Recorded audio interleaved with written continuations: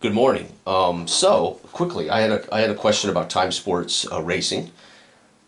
I only sell a couple of versions of the books now.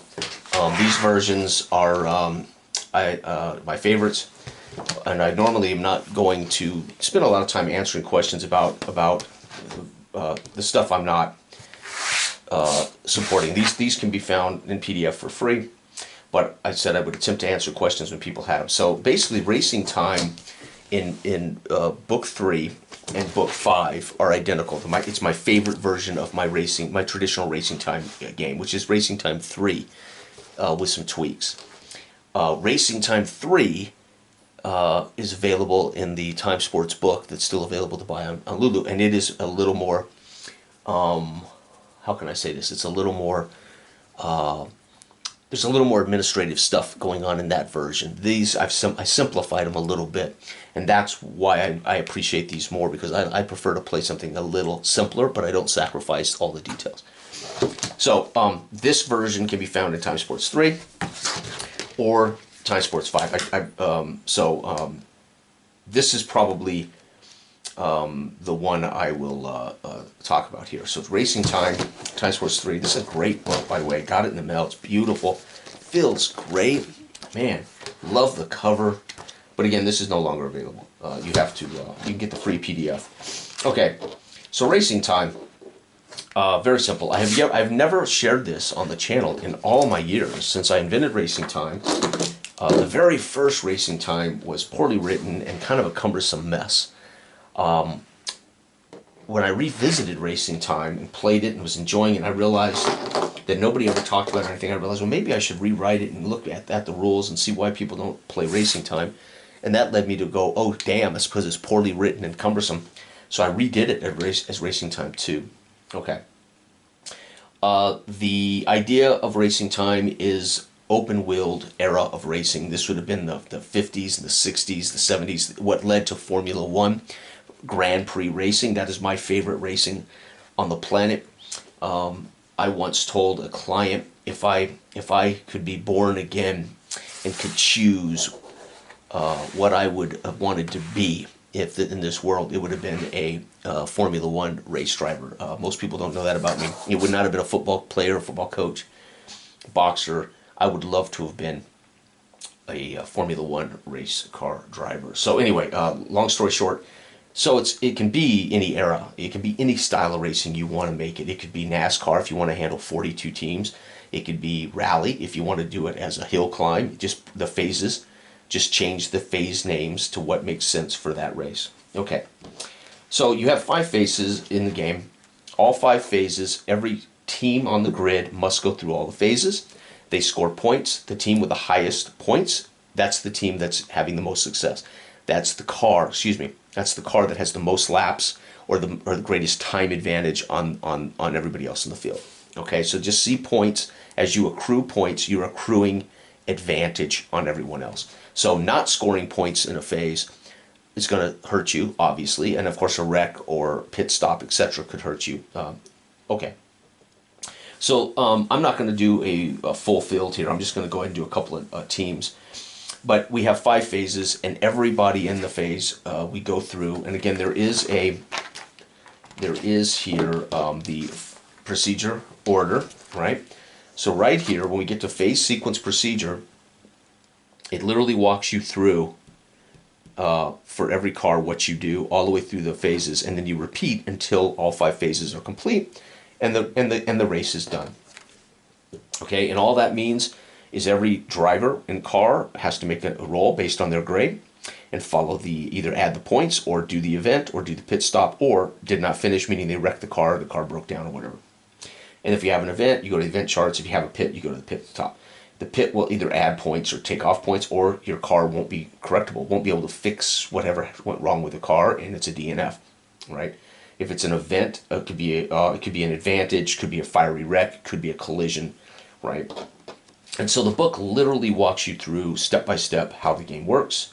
And there are a tie-break procedure is listed here, and you will be doing this if you want to track who's literally in what position per phase. Then you're going to want to do the tiebreak. You're going to be doing a lot of tiebreakers. So I suggest administratively for speed and pace of the game, you might want to save all tiebreakers till the final lap, right? So when you get to the final home stretch, as you are tallying the last events of the race, that's when you can start the tiebreaker sequence to see who finishes first, second, third, fourth, fifth. However, you could, between phases, find out who's running forward, who's second, who's third, who's fourth. But you could save all tiebreaker sequence to the very last home stretch, which it's going to depend on drama. Do you kind of want, you might have 5 guys at the top of the tables with 6 points. Do you want to wait till the home stretch to see how those 5 cars finish, right? That's up to you for drama, right? But you can do it per phase and write them in that order, or you can wait till the end and then in the home stretch see who gets first, second, third, fourth, fifth, right? Okay, it's hardly up to you. So that's it. So the book itself literally defines everything and walks you through in sequence. Okay, so let's just take a few cars here. I'm going to go ahead and this particular version only has 4 sample teams. So let's take these 4 cars. Car number 12, right, is Hill. He's a B, right? So we have ERT, right? Car number 12, and that's Hill. We have Jones Racing. That's car number 96, and that is Jones. So he obviously is his own team. We have Ampro Racing, American Pro, Ampro. That is car number 43. And that is Martin. Remember, these are just to give you an idea of what your stables should look like. But you could have 19 teams, you could have 42 teams, whatever you want. But remember, the more teams you have, the more rolling you're going to be doing per phase. And then we had Davidson Racing. And that's number 9. And that's Stevens. Okay, so first thing we're going to do is we're going to pick our, and let's do an average track. Let's do Grand Bay. So this will be Grand Bay C. Grand Bay is a C challenge, right? So now I can read about Grand Bay. Let's just go ahead and read about Grand Bay. Get in the mindset. Remember, these are based on my Big Country fictional universe. Grand Bay is a professional's track. It gets faster as the drivers find their line and settle in. Grand Bay races have provided some of the greatest finishes in BCR history. Grand Bay's back straight running along the lakeside is a glorious high-speed stretch that curves effortlessly down into the start-finish line straightaway. That sees the circuit's highest speeds as they cross the line. The pit lane here is beautifully designed and allows traffic on and off the raceway without interrupting racers. So that's Grand Bay's write-up, right? But it's a C, right? So again, all of my games are abstract, and the narrative is generally going to have to come from you, right? But that's hopefully the glory of it, is you get to visualize it. Okay, so the first thing we need to do is we need to look up the car grade. So let's go back here, right? Find my drivers. Okay, so the car grade for Hill is C, right? And I've already done the work here, but he's in a C car. He's in his team grade with his pit crew. So he's a B. His car is a C. So BC tells us what his team grade is. So he's a B on C. He's a C. Excuse me. His racing driver grade is B. His car is a C. So he's a C. Team grade, C. So he's going in as a C. But we're going to look at CC for the track. So now we're going to look at track. C on C, he's going to be racing on the C chart. All you need to know. Right, so first you put the driver in the car, get their grade, which is a team grade, is C. So you could just use C, match it up on the track grade, the quality of track, C and C. He's going to be in a C condition for this race. Okay, Jones is an A driver in a B car. So we got an A driver in a B car is A, and we're going to look at A on C is A. So Jones, definitely, this is his, again, as I said before, this is a professional's track. They get faster as the race wears on. So this is Jones's bailiwick. Ampro has a bad driver, D, in a D driver. Oh, dang, I did it again. A and C, I did that wrong. So A in the car grade is C, it's a B. So Jones, B on C is B. So he's a B. I'm sorry, I had the wrong grade there. Okay, now Martin is in D. So D and D is going to be an F. And F on C is an F. So this guy is probably not going to finish the race, right? And this will just be a four-man race right now, right? And Stevens is a CB. C, driver grade. B, car is C. Now C on C is C. So we've got two guys in here. See, we got one who's a clear advantage, B. We have two C's and we have an F. So Martin for Ampro will probably fail to even finish this race, right? Matter of fact, we may end up with no one finishing this race, right? Okay, so that's it. We actually know our grade. So now we use that track. We use that grade right here. So it's going to be, for Hill, it's going to be the C chart. So we start with qualifying. Let me grab a die. Start with qualifying. Okay, so phase one, qualifying for everyone, right? Now what you could do is run Hill through all 5 phases, but then you won't have a lot of drama. It's just no fun. But you could literally do all 5 phases for Hill. If you're in a hurry, chart down his score, if he finishes, etc., and do that for the next team, next team, next team. However, I do them all in order qualifying. So we're going to qualify first for Hill. And again, there's only one phase has a special note, pace and pit. All teams must pit on the pace and pit turn. Outside of that, it's the exact same sequence for every phase. Even qualify is the same sequence because you can still wreck or pit on a qualify. So here we go. Hill on qualify. 1. He's going to have an event. And he is, and now you look at the driver grade. So let's go back here. Again, if I had these guys written out on a chart for you, but I'm using them right out of the book. So we got to go back here for his driver grade. Normally I'd want this roster printed out in front of me. I'd just glance up. He's a B. So Jones B on an event chart. So now he's had an event during qualify. This could be ugly. But fortunately, he's a good driver. He's a B driver. So we're rolling 1d6 on the B chart, 5. Driver and car are 1. Wow, +1. So he's going to come out of qualify with 3 points. Now, where did I get 3 points? Every car gets 2 points for a phase. So all these cars are going to get 2, right? Plus whatever they score to add on. Now, if they fail, if they have a pit and they fail or they DNF, then they're not going to get any points. They're out of the race. So somebody can score on qualify as 0. Now, you can carry the qualified car over and they'll just be dead last for the race because you could wreck and get your car fixed before the race, or have a breakdown, fix the car before the race. But it's up to you whether if they fail out on qualify, whether they're in or out of the race. I would just put them at 0, and then they would start the race. All right, Jones is doing B on qualify. So we're looking at B for Jones, 4.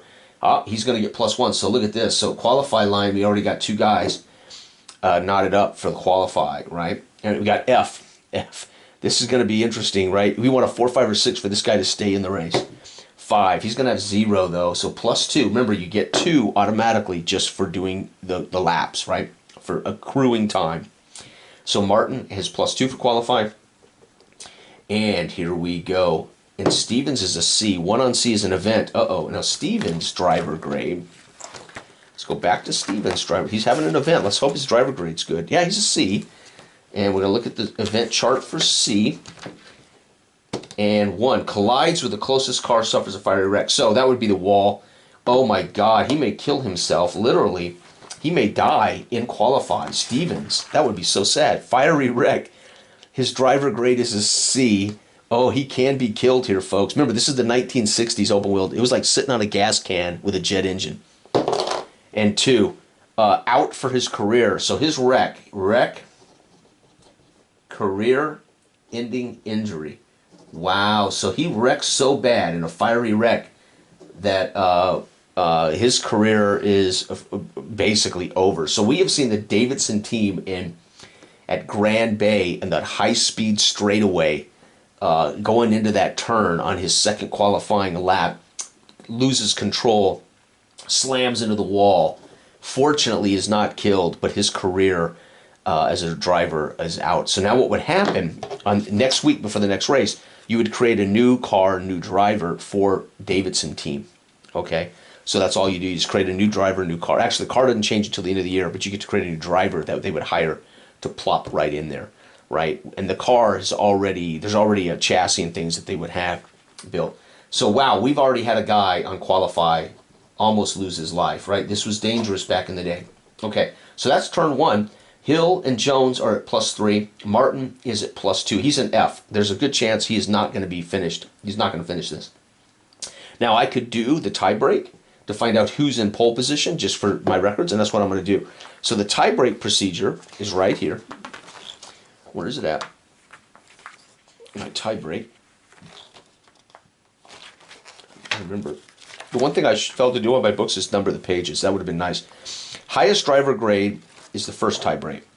So ERT's driver grade is B. Oh, Jones is A. So A is going to get the pole. So he's going to have the pole position. I mean, it's only 4 cars in this race, but... All right, so we're going to go to... Now we're going to start, right? The start of the race. Remember, this is abstract. Start means like maybe the first 30 laps, right? So this is not just the... But you could see start as the launch and the first turn. But it's also going to be the other 25 or whatever laps, 30 laps that would be accrued during the start of the race, right? Okay, so here we go. The pole position is Jones. He's a B. And again, we're looking at that track chart, B. And we're going to roll an event. Oh, no, and he's an A driver, thank God. An event, this could be bad. 6. On the razor's edge, +2. Holy cow, so Jones jumps out. He's going to score +2, so he's going to get... That is 2. Remember, 2 for the phase, +2. That's 4. He's up to 7 points as he takes off, hits the first corner, and he's won with a car. He's on the razor's edge. He's hitting every line, pushing that maximum apex. Jones, killing it. Hill, here we go. Hill's in a C event on this track. So, again, we want to roll 3+ for Hill to avoid any potential problems. Oh, an event! And he's a B. I don't believe it. Come on, we need to roll a 6. No, he's got a car, spins, hits the wall, fiery wreck, D and F. So it's no matter what, he's out. His car is going to be damaged, but fiery wreck, he is a B driver. Man, we're going to have a couple of guys gone here. 3, out for 4 races. So Hill, wreck, DNF, out 4 races. So we'd have to hire a new driver for the next series of races. So Hill, who had the best chance to give Jones a run for his money, is out. Now we go to Martin, who is the last guy with an F. This is going to be a quick tutorial. As again, Martin's probably not going to make it through this first turn, right? This first start. So here we go. Remember, 1950s and 60s was dangerous racing. So this is meant to simulate, high impact racing. Very dangerous. Okay, here we go. Martin on the F. Ooh, we need to roll a 6 just to score a point. 2. It's going to be an event. Oh my God! And Martin is an F driver, is he not? He's definitely going to die. No, he's a C. Okay, good. Whoo! C. Here we go. Roll high. 2. Takes a bad angle, slides off the track, wrecks the car, DNF, but he is not in a potential chance to die. But he's already out of the race, and that means Jones, right, could in this race ultimately could just coast around the track to win. But we could also simulate the remainder of the race if you wanted to. I would not. He would ultimately, in this particular race, everybody's out. He would ultimately be. Let's see, Jones, Hill, Martin. Oh, Stevens. I did. Oh, wait. I've skipped a guy. I skipped Stevens. We got to do Stevens. Never mind. We still got a race on here. Stevens. And Stevens is a C. 6. He's going to score 2. Oh, so 2 plus. Oh, no, he wrecked out. Yeah, that's right. Stevens already wrecked out. Never mind. See, I got to look at my own notes. So Jones is the only one to survive the first 30 laps. We've had a wreck in which somebody's hurt. We've had a wreck where somebody's career has been decided for him, and then Martin had a DNF as he slid into the wall and wrecked the car. Jones would coast on to win at Grand Bay, right, in this exhibition. Maybe these guys were prototyping a new car. Maybe these guys were prototyping new engines or something, right, in the pre-season prototypes. And there you go. Jones would just coast around winning at Grand Bay. So that's it. All of my games are this simple. There is a procedure. If you follow the procedure, follow the charts in order, then you have your game charts and you have all the charts that this will send you to everything else. Boxing's the same way. Set up your boxer, choose your opponents, find out their grades, and then the game will walk you through the procedure. And that's it. If you just read the book, just follow, it will walk you through everything, right? And then if there's that question like, what do I do now? Guys died. Well, if you go over here, it tells you Drivers only change if new drivers are hired between seasons and if one is injured or killed during the race. So we would create a new driver, but we cannot create a new car until the end of season. We cannot hire a new pit crew until end of season. So it walks you through what you do at the end of season. It walks you through what you do when there's an injury or death, right? And there you have it. And all of my games follow, all the time series games follow those logical procedures, and the charts themselves become self-explanatory, right? So there you have it. And by the way, that version is also in Time Sports 3.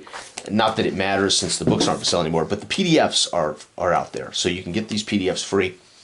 And anyway, there you have it, folks. So that's just a quick tutorial. This is why you're going to want probably your 19, you're going to want your 12 teams or your 18 teams, 19 drivers, or you're going to want most teams to have 2 drivers. Some teams might even have 3 drivers, right? Because you're going to see fiery wrecks. So if ERT has an A driver, I'll be okay with maybe a single driver team or maybe a second. But if I have a team that has F, Martin, who's an F, I would want this team to have a second or third driver in the race because the odds are Martin ain't going to finish a race. So that, or it could be represented as a poor team, a team that's really struggling. They're just not a very good team. And so they don't have the money for backup cars and drive. But all of that's up to you. That's your narrative. That's your thing. So if you're making your teams based on real life teams, you know that there are those teams out there that don't have the resources to field 3 drivers, 3 cars, right? So if you were doing modern Formula One, you would kind of judge, hey, they actually had only 2, you know. So it's up to you. But again, I designed these games hopefully to inspire people to make their own worlds, their own style of racing, their own whatever, and then this will walk them through that. And again, part of my goal with being so transparent about how the time series games work is if you think that's too many DNFs, change the charts, right? If you don't like the fact that there's so many drivers being DNF'd, then change whatever charts you think you need to change to modify the danger. I built this based on 1950s and 60s Grand Prix open world racing. Guys died annually, and sometimes there were seasons where multiple people died. So this was a different era. This was a different sport. This was a dangerous thing. They were men in a bathtub sitting on top of a gas tank with a jet engine. Basically, not a jet engine, but you know what I mean, high octane engine. It was dangerous, right? It was dangerous. So, and I highly recommend, if you have not seen the film Grand Prix with James Garner, directed by, oh my God, I can't remember his name now. Grand Prix, it's a 1960s film. It's still, to this day, it won the Oscar for cinematography. They mounted cameras on Grand Prix cars in the 1960s, and the footage for that film is amazing. And it does show behind the scenes, how dangerous and what Grand Prix racing was like back in the 1960s. It's a brilliant film by John Frankenheimer. So if you're interested in what inspired my racing time game, it's Grand Prix by John Frankenheimer starring James Garner. It is a brilliant film. All right, bye-bye.